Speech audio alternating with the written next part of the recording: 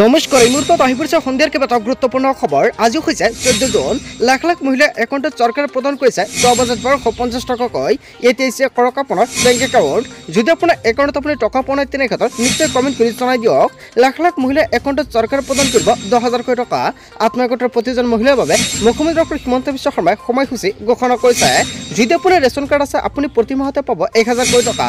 লগতে PM কিষাণৰ প্ৰতিজন হিতাধিকাৰী একাউণ্টত কেন্দ্ৰীয় চৰকাৰে প্ৰদান কৰিব 20 নম্বৰ কিস্তি 2,000কৈ টকা।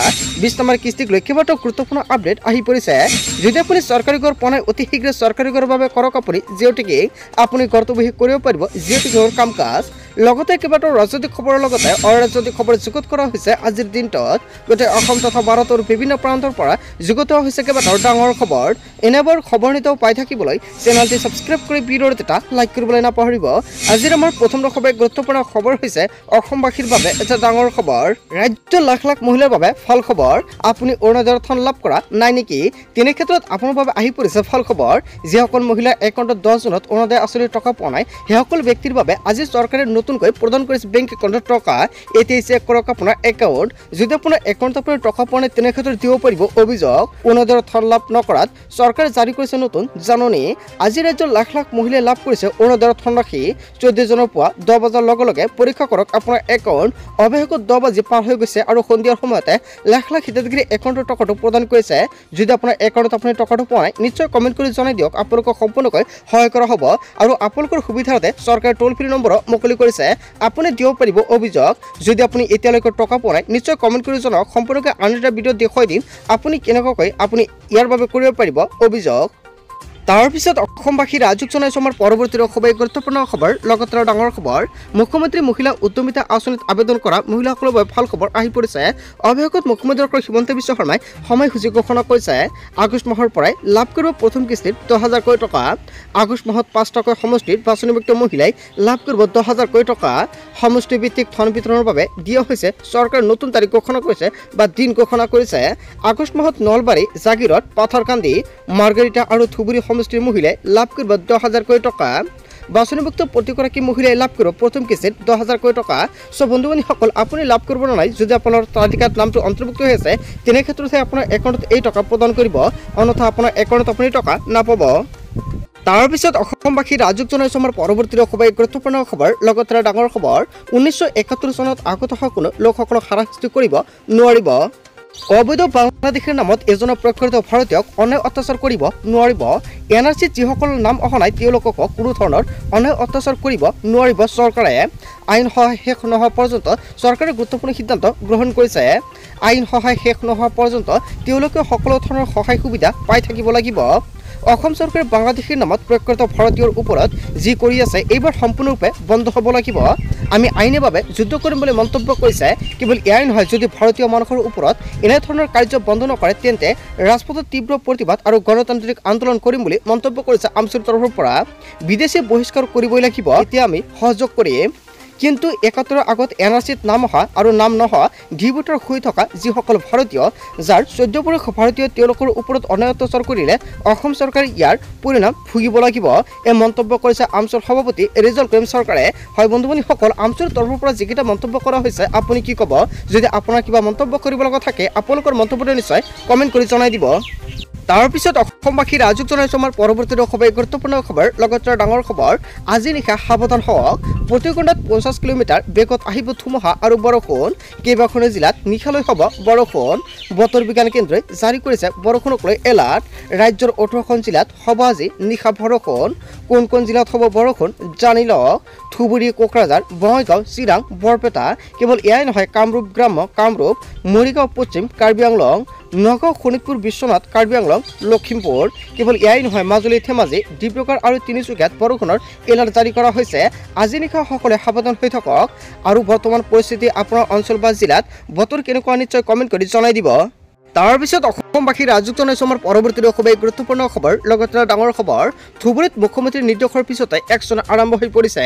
ধুবুৰীত দিয়া হ'ল নতুন SSPৰ দায়িত্ব। লীনা দলক দিয়া হৈছে SSPৰ দায়িত্ব। ৰাজপথত নামিল CRPF ৰেপিড একচন ফ'ৰ্চ। আইন হাতত তুলি লোৱা প্ৰতিগৰাকী পৰিব ভয়ংকৰ বিপদত। কেৱল এয়াই নহয়, শিলগুটি দলীয় অপৰাধীৰ সন্মুখীন হ'ব লাগিব গুলীৰ। সকলো অপৰাধীক গ্ৰেপ্তাৰৰ নিৰ্দেশ প্ৰদান কৰিছে মুখ্যমন্ত্ৰীগৰাকী। ধুবুৰী ঘটনাৰ লগতে জড়িত আছে বাংলাদেশৰ শক্তি। বকৰীদৰ পিছদিনাই মই ধুবুৰীত থাকিম বুলি মন্তব্য কৰিছে অসমৰ মুখ্যমন্ত্ৰী ডক্টৰ হিমন্ত বিশ্ব শৰ্মাই। ঈদৰ পিছদিনাই মই ধুবুৰীত নিশা কটাম। ধুবুৰীৰ সকলো সাধাৰণ মুছলমান আৰু হিন্দু ভাল মানুহ বুলি মন্তব্য কৰিছে। এটা দুটা চক্ৰই এই কাম কৰি আহিছে। অহাবাৰ গোটেই ৰাতি মই হনুমান মন্দিৰত থাকিম বুলি মন্তব্য কৰিছে। আমাৰ চৰকাৰে ইয়াক সহ্য নকৰে। অসমৰ মুখ্যমন্ত্ৰী ডক্টৰ হিমন্ত বিশ্ব শৰ্মাই যিটো মন্তব্য কৰিছে আপুনি কি ক'ব? লগতে আজিৰ ভিডিঅ'টো সকলোৱে বেছি বেছিকৈ শ্বেয়াৰ কৰি দিব।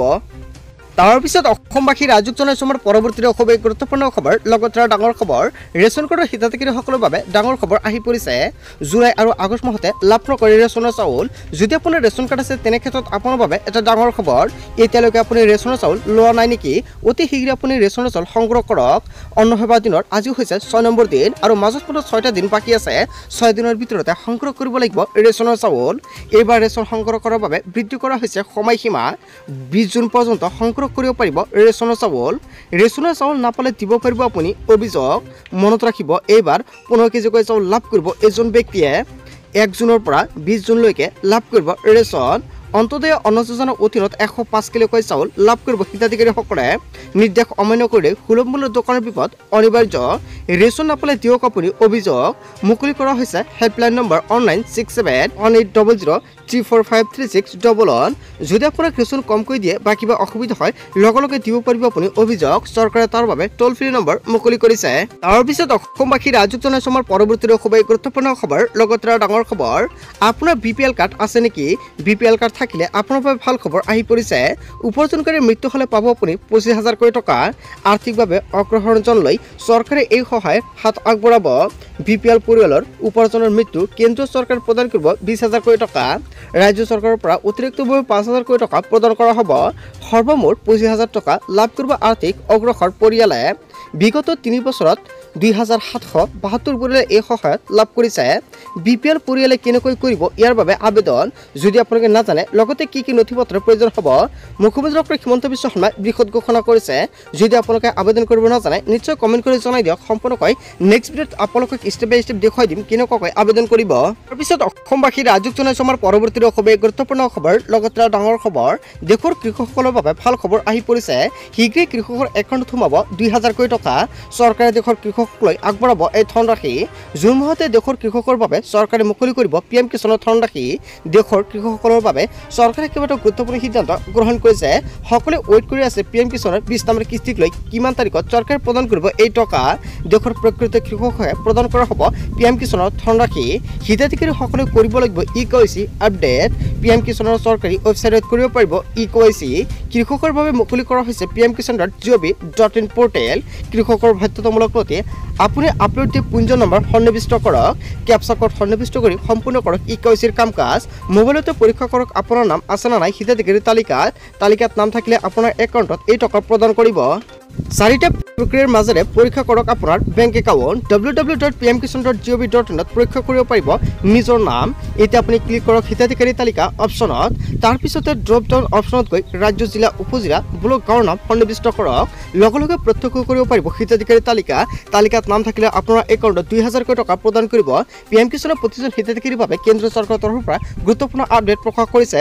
কিন্তু কিমান তাৰিখত PM কিষাণৰ 20 নম্বৰ কিস্তি টকা প্ৰদান কৰিব এতিয়ালৈকে ডেটটো ফিক্স কৰা নাই। যেতিয়া ডেটটো ফিক্স কৰিব নিশ্চয় জানিব পাৰিব।